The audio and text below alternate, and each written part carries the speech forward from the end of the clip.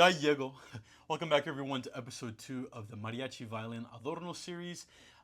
This is going to be a great one for you guys today. This is one of my favorite cumbia adornos to use. This is actually interchangeable with Sergio Bailador and Pipiri Pao. I've never really known another group to use it with a different cumbia, but if any of you guys have, please feel free to leave it in the comments. It's that much fun to play, and I would use it tonight. It's that great. Let's dive right into the video. Again, with Daniel Vallejo, thank you for helping me out with this. Yeah, so already I can tell you guys are gonna come for me. I've had a few of my friends talk to me about these scales already. We didn't know how to start this video. I think it sounds great, but generally, yeah, if you play this in the field, you will always start from the G on the E strings. That's where you're gonna start from. I will add some violin technique here. This is sort of a martelé stroke, so you do want to make sure that you're getting a good connection between the bow and the string. And then from that point on, to get this, right, that's a martelé stroke, essentially. So basically what you want to do is catch the string really well, get some weight into the string, and then release. So you pull and release.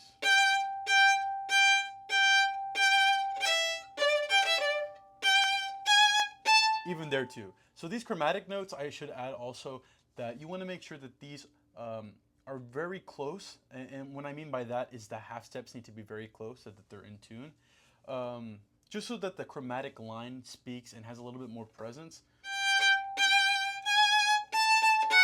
Right? You just want to make sure those are really tight intervals. Let's keep going.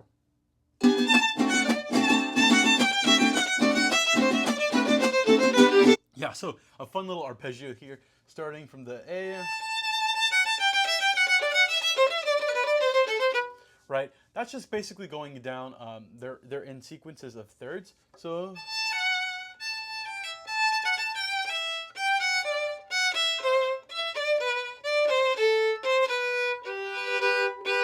right, it's a pretty simple arpeggio. I would also add here that you want to keep the bow a little bit tight here. And what I mean by that is don't use too much bow because then it can become a little bit messy. So, right, and let's keep going. Oh yeah, this is something I do. I love to do it a lot with the mariachi style. It's essentially adding a grace note, a preparation note before you get in. So to the next note. So in this case, it would be. It really just adds some style. So if we're taking that in context,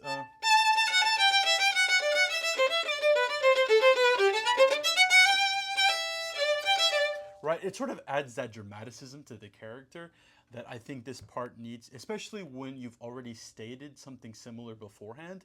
It just makes it pop a little bit more. So make sure that if you're playing something twice, you always do it differently the second time.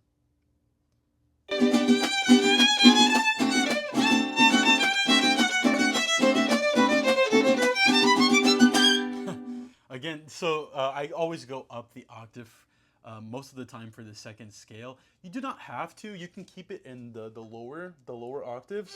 So you would just start from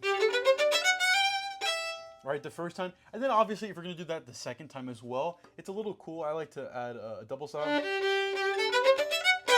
Ya llego, ya llego.